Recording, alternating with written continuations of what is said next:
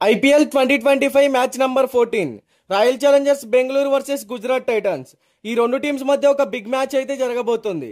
And కొంతమంది RCB fans కి ఇది ఒక ఎమోషనల్ మ్యాచ్. ఎందుకంటే 6 సంవత్సరాలుగా ఆర్సీబీకి ఆడుతున్న Mohammed Siraj IPL mega auction కారణంగా గుజరాత్ టైటన్స్ టీంలో ఆడబోతున్నాడు. ఇక విరాట్ కోహ్లీ, సిరాజ్ ఇద్దరు కూడా మంచి స్నేహితులు. మరి ఈ మ్యాచ్ లో వాళ్ళు ఎదురెదురుగా ఆడబోతున్నారు కాబట్టి ఈ మ్యాచ్ కొంచెం ఇంట్రెస్టింగ్ గా అండ్ ఆర్సీబీ ఫ్యాన్స్ కి ఎమోషనల్ గా అయితే ఉండబోతుంది. అయితే ఈ మ్యాచ్ మనకి ఏప్రిల్ 2వ తారీఖు సాయంత్రం 7:30 చిన్నస్వామి స్టేడియం బెంగళూరులో జరగబోతుంది. అయితే ఈ వెన్యూలో ఇప్పటి వరకు రెండు టీమ్స్ 2 సార్లు తలబడ్డాయి. ఇద్దరు కూడా చెరొక మ్యాచ్ లో అయితే విజయం సాధించారు. ఇక ఈ సీజన్ లో బెంగళూరుకి ఇదే తొలి హోమ్ మ్యాచ్. అయితే ఆర్సీబీ ఇప్పటి వరకు ఆడిన 2 మ్యాచ్ల్లో విజయం సాధించి 4 పాయింట్లతో పాయింట్ల పట్టికలో మొదటి స్థానంలో ఉంది. బ్యాటింగ్ అండ్ బౌలింగ్ లో మంచి ఫామ్ మీద కనపడుతుంది. ఇక శుభ్మన్ గిల్ సారథ్యంలోని గుజరాత్ టైటన్స్ ఆడిన 2 మ్యాచ్ల్లో ఒక విజయంతో 2 పాయింట్లతో పాయింట్ల పట్టికలో 4వ స్థానంలో ఉంది. మొదటి మ్యాచ్ లో పంజాబ్ కింగ్స్ చేతిలో ఓటమి పాలైన గుజరాత్ టైటన్స్ స్వదేశంలో ముంబై ఇండియన్స్ ను ఓడించి తిరిగి ఫామ్ లోకి వచ్చారు. ఇక మనం చిన్నస్వామి స్టేడియం పిచ్ రిపోర్ట్ గురించి మాట్లాడుకుందాం. ఈ పిచ్ బ్యాటింగ్ కి ఫ్రెండ్లీగా ఉంటుంది.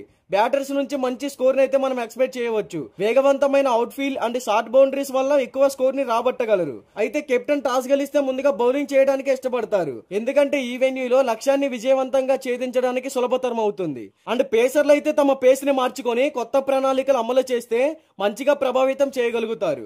ఇక్కడ average first batting score 169 runs, average second batting score వచ్చేసి 150 రన్స్. ఇక బోత్ టీమ్స్ కి సంబంధించిన హెడ్ టు హెడ్ గురించి మాట్లాడుకుంటే ఇప్పటి వరకు రెండు టీమ్స్ మధ్య టోటల్ గా 5 మ్యాచెస్ జరిగాయి.